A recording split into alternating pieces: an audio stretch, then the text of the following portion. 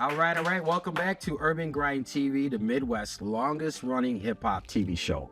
I'm your host, Wally, aka Mr. Music, TV, and Sports. And today we got a very special guest in the building. She's a model, a creative, and an emerging artist whose story reaches all the way from Washington, D.C. to the Dominican Republic and now to Chicago. Her journey is about identity, courage, starting over, and reconnecting with gifts that were inside her since childhood.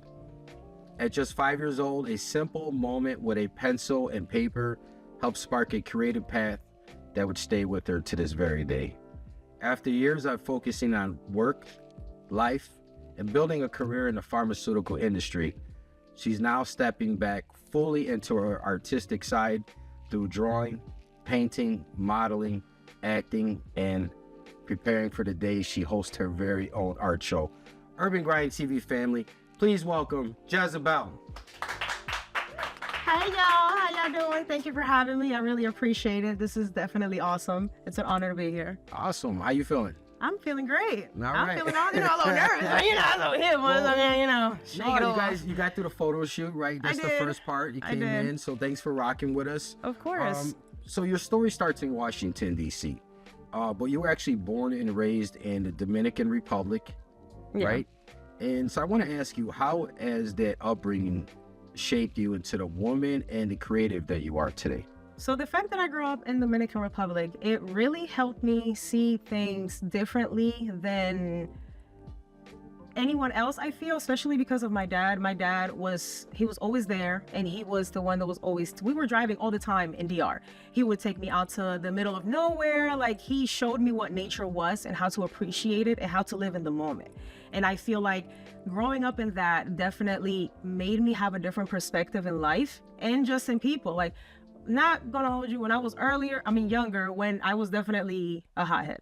But the older that I get, the more that I think, don't be shaking your head, the more that I think about things, and then I go back in life, and it's like my dad taught me that living in the present is the best thing ever. Enjoying the little things, that's what life is all about. So the older I get, the more I start to understand, and yeah, it makes me happy. Like, it's rare that I get depressed, and I know a lot of people, look, depressed city over here.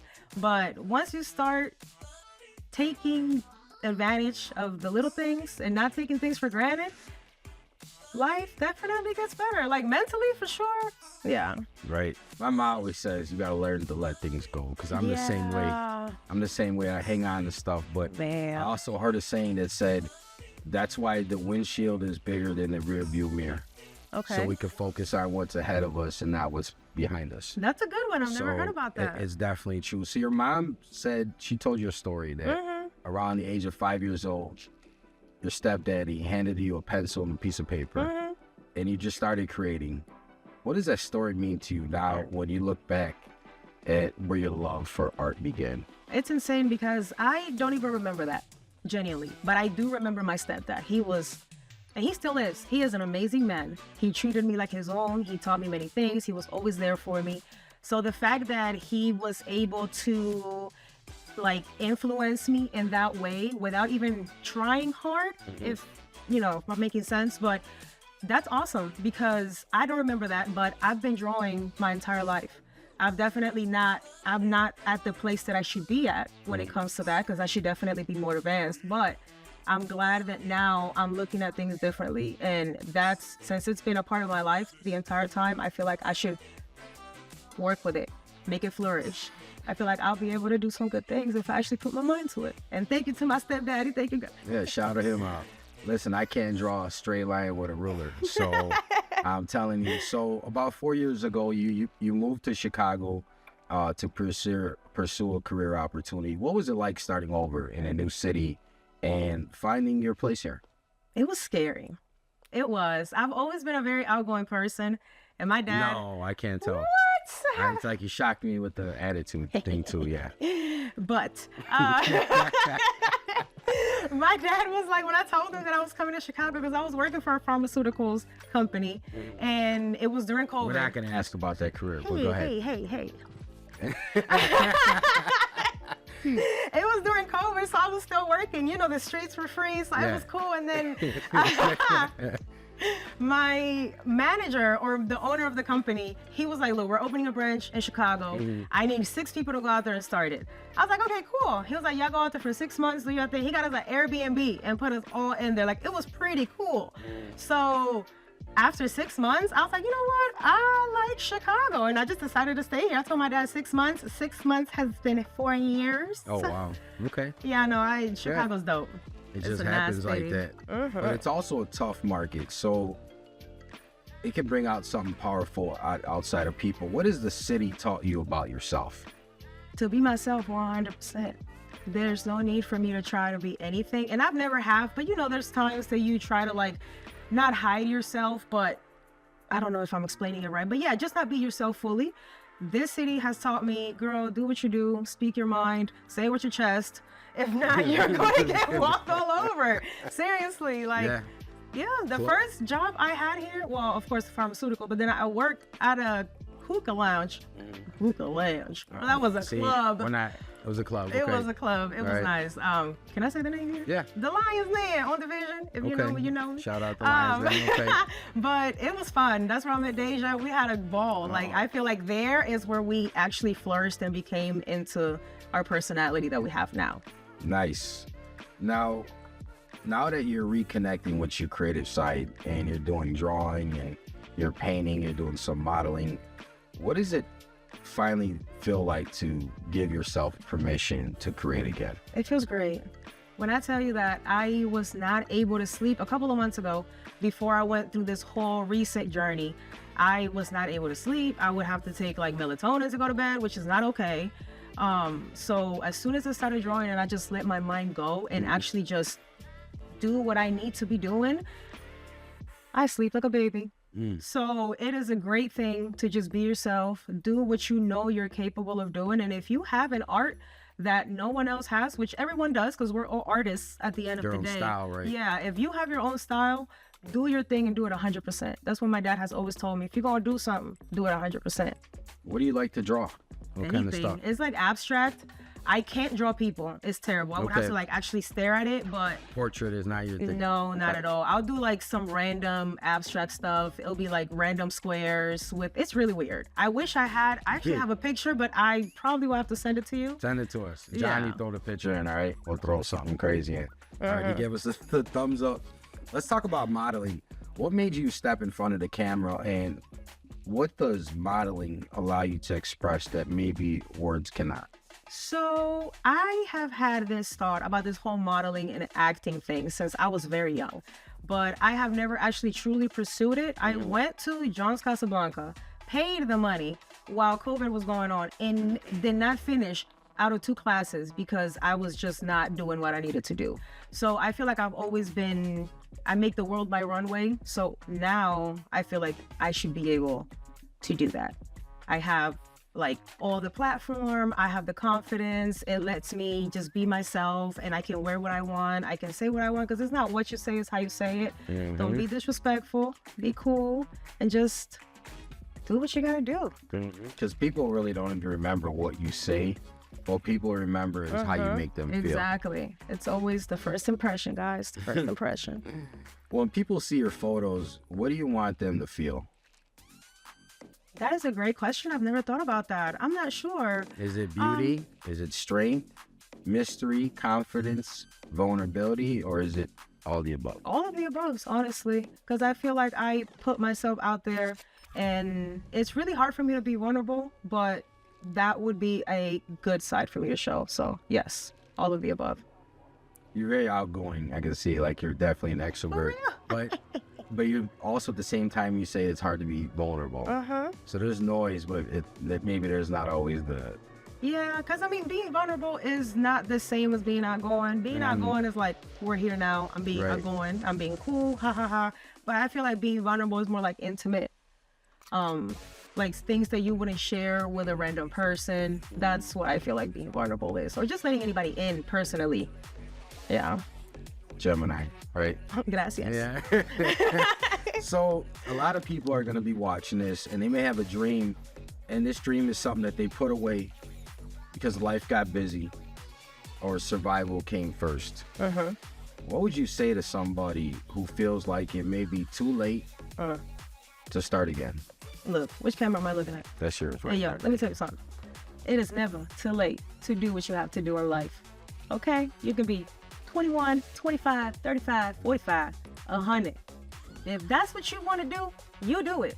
Because it will drag you for the rest of your life. Like, it would make you feel like you regretted something. It would just, you just wouldn't be happy with yourself if you do not put that forward. Yep. When people are dying, I'm sure they don't regret things they regret usually the things they didn't do. Exactly. And if you don't regret some stuff that you did do, you probably didn't live life. That's all I'm saying, because you're gonna make a few mistakes along the way or have some adventures. Now you're working towards this goal, and that is one day hosting your own art show. When you picture that at night, what do you want people to experience when they walk into that room? I want them to be able to experience me in and out and be able to, oh my God, I'm missing the word. Oh my God, I'm missing the word. Be one with it? What does that mean? Like, I'm missing the word. Well, it could be any word. It could be a lot of words.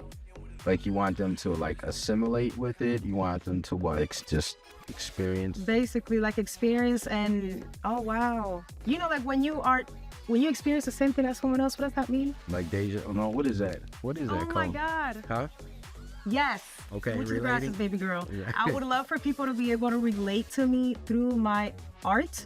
I'm not one to really talk about my problems. Genuinely, I don't care about doing that. Not because of anything, just because I'm able to work through things myself. But I feel like through my art, I am able to speak on things that I don't say verbally or even physically.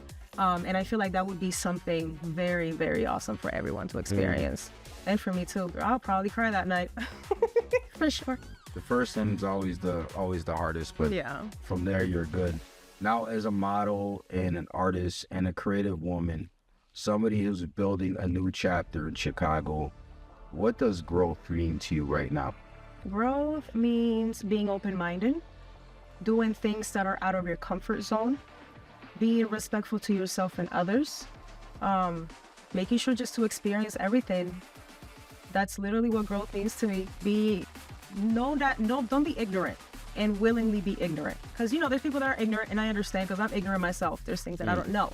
But once you're ignorant and you know you're ignorant and you stay ignorant, that's not growth at all. Like, at all. So I feel like, because there's nothing wrong with ignorance, really, because I think it was Mark Twain said that success was a combination of ignorance and confidence. Of course. Because if you're not, sometimes you got to be ignorant to stuff, because if you think of all the stuff in front of you, you might get overwhelmed and you might get scared. So sometimes you just got to go for it. There's nothing wrong with ignorance at all. So with everything right now that you're building, the art and the modeling and your future show coming up, what's next for you and what should people be looking out for? So I've been trying to get into shows. I was shooting for reality TV shows, but I feel like I'll be able to do better or just show more of, do better at a regular TV show. So I'm actually starting to apply for different things and actually building the platform and the foundation for me to be able to get ahead. So hopefully in a year or two, maybe 3, you know, I'm not going to set a goal and then overwhelm myself because I'm doing too much and I'm going too fast. But probably in 2 to 3 years, I'm hoping I'm, you know, in a Netflix show or maybe in a Marvel movie. I'll be a pretty good villain. You got to talk it into existence. You know what? What's crazy is you guys also got to do the opposite, because I made a 5-year plan when I started this business 24 years ago, and I did everything in my 5-year plan in 2 years. Nice. And then I didn't know what to do. Nice. So you got to be ready, because it may move faster than what you anticipate.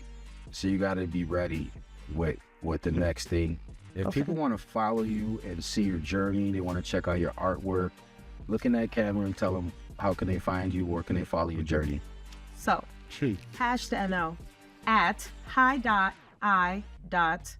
Jesus, what's my thing again? J.E.Z. Jesus Christ. It's hi Jez, basically. Yes, it is hi Jez, but it's at hi.i.j.e.z. Yeah, that. What he said. Sorry, guys. That's she got it. terrible. We're gonna put it on the bottom anyway. So, Jezabel, thank you for coming through to Urban Grind TV, and your story is powerful. It reminds people that creativity it doesn't disappear when life gets busy, and sometimes the dream is still there, and it's waiting for us to come back to it. Thank you so much. I really appreciate it. This is very motivational, and I really appreciate being here. It's an honor. Thank you. You guys make sure that you follow Jezabel as she continues building her journey as a model, an artist, and a creative. And thank you again for joining us here. You're watching Urban Grind TV. Stay locked in. Hi, my name is Jezabel, and you're watching Urban Grind TV.